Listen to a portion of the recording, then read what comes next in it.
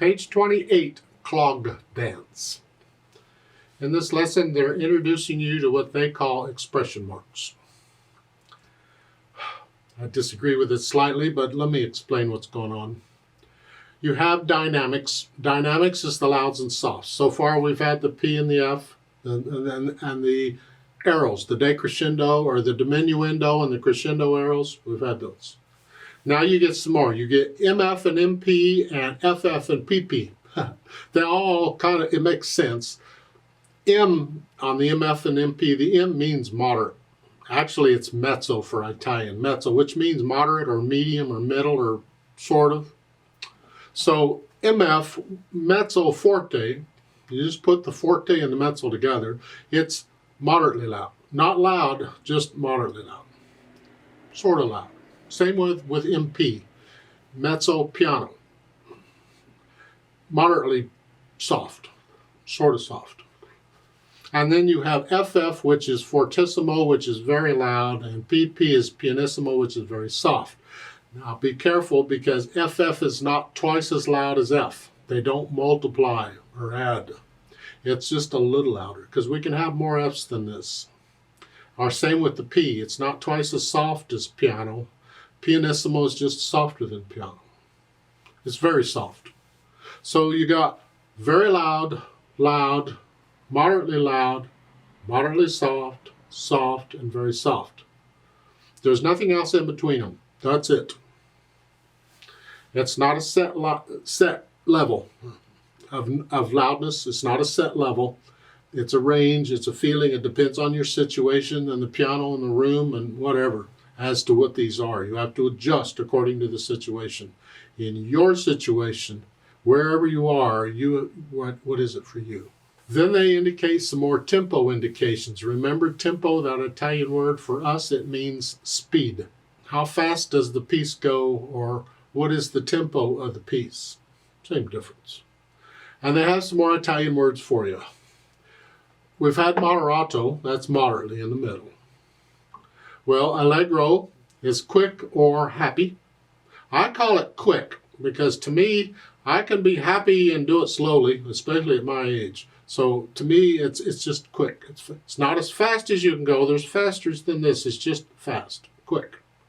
See, if a moderato is kind of you know where you're going, you're walking and know where you're headed. Well, moderato or an allegro would be running. Yeah. Not running super fast, just running. Not jogging, that's a slow run. That's something else. I'm talking running. Maybe not racing. That fast? I'm trying to picture things in my head. It's running, but I'm not racing. Whatever. Adagio is slow, whatever you think slow is. Moderato we've had, and then we can mix them. Allegro moderato. Oh, this is fun. So it's moderately fast. Because Allegro's fast. To me, the moderately fast is jogging.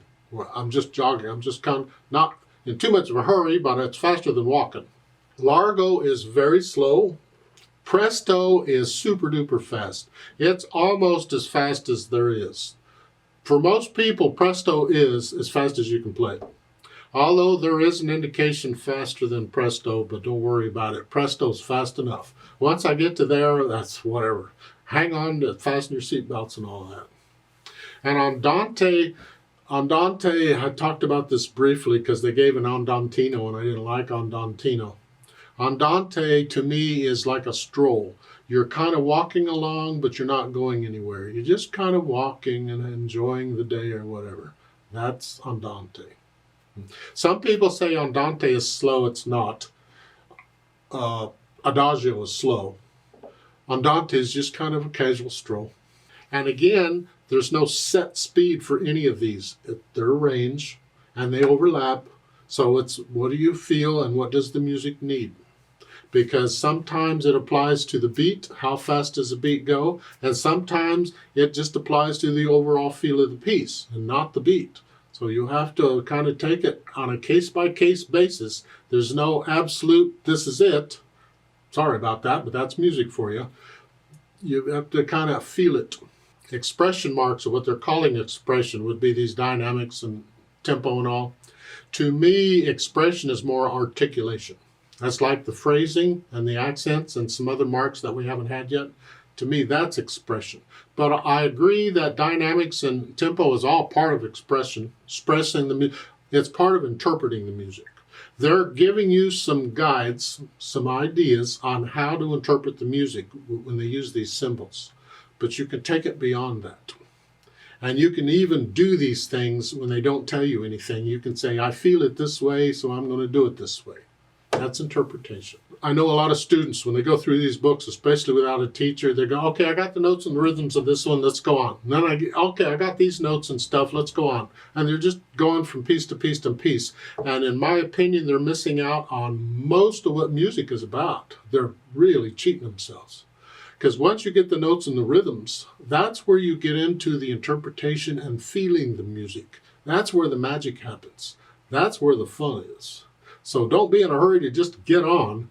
Go over it and experiment with it. What can you do with this piece as far as feeling it and interpreting it? The natural accents, there is no sign for natural accents because you just do it naturally. They don't need a sign for natural accents. Anyway, I'm starting to bore me, so I'm going to go on. Let's talk about this dance. I'll look it over. It's 2 lines long with a repeat sign, but it's 2 lines of music. Treble and bass clef, 2/4 time signature. I see quarter notes, eighth notes, and half notes, okay? I don't see any sharps or flats, so we're just using the white keys. Let's take it one hand at a time, make sure I understand what the hands are doing. The right hand, you're starting 3rd finger on E. That puts the hand here in C position. 1 and 2 and 1 and 2 and 1. See, in 2/4 time, you're only counting to 2. 1 and 2 and 1 and 2 and. Rhythm-wise, that's pretty simple. Left hand, well, down here. So you're starting here. So it's 1 and rest and rest and. Oh, this is nice. Let's go to the last 2 measures, though. We got these things going on. You have a G. Is 1 and. You're up on and because it's a rest. Then you have an F and a G together. See, they can't put them directly under or above each other because there isn't room. They would overlap. So they tilt it slightly. But they come on the same beat. So you play them at the same time.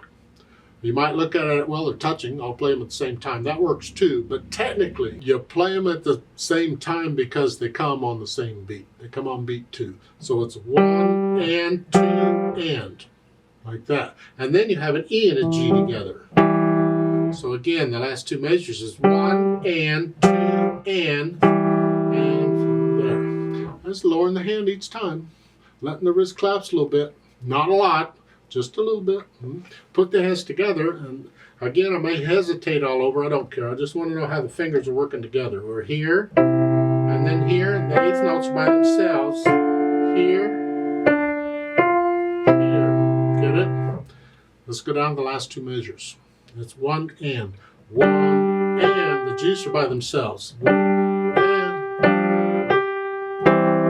The rhythm in the left hand is a little easier when you got the right hand with it because it keeps you going. You can see in the right hand what you're doing, and it makes it a little easier. But I still want to figure it out one hand at a time first. Now, once I have the hands working together, then I go back over it and get rid of the hesitations. And after I've done that, I think about the articulation. They don't give any articulations except some accents in the second line. Last 2 measures, you have an accent here, here, here. Accent means you're just playing the note a little louder. In the left hand, you don't get anything. So you only play in the right hand louder. And it's only these. These G's are not accented. So heavy, light, heavy, light. Yeah. Now once I get into it and I feel it, if I want to add some phrasing and things in it, that's fine. Can I hear the phrases? Can I hear the musical sentences or the musical thoughts here?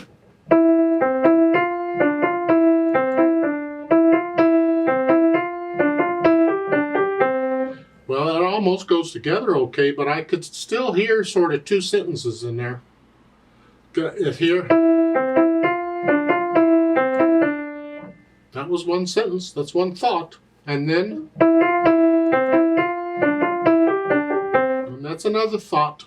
So if I want, I could put it, I lift just a little lift, like taking a breath there in the last measure, the first line, between the quarter note and the eighth note. Here, if I want, that's phrasing.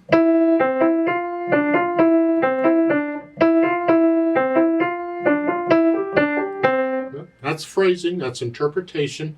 Maybe you don't like that, fine, don't do it. And then the dynamics, MF, mezzo forte, moderately loud. So it's not loud, it's just sort of loud, and that is the melody, which is the right hand, it's sort of heavy. The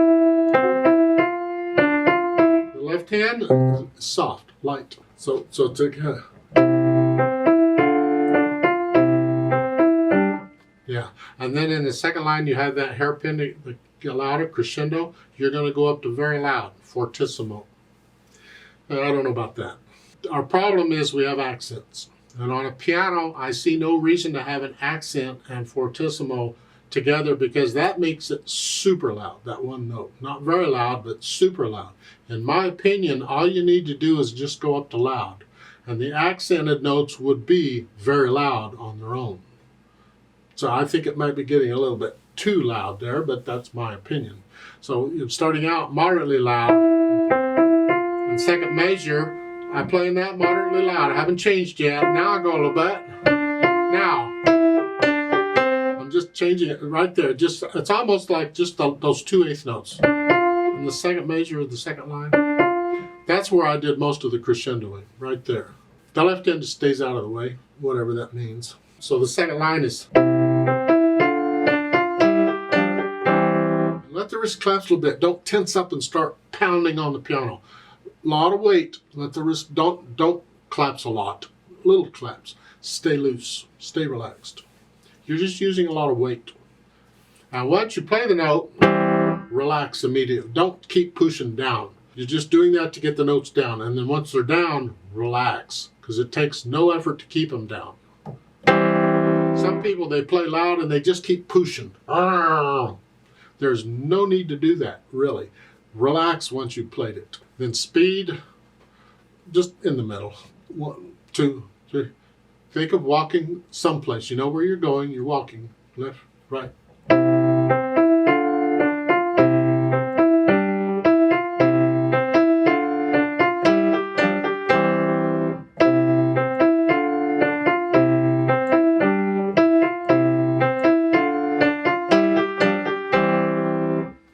Don't copy me, please. That's just one way of doing it. You don't have to go that fast.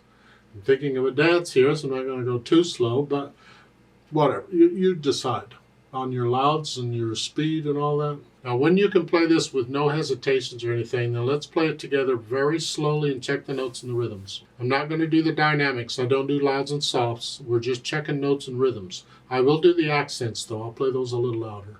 And we will do the repeat. So I'll give us 4 counts because it's in 2/4 time, and I don't know if 2 counts is enough. Maybe it is, but I don't know. 1 and 2 and ready and go and 1 and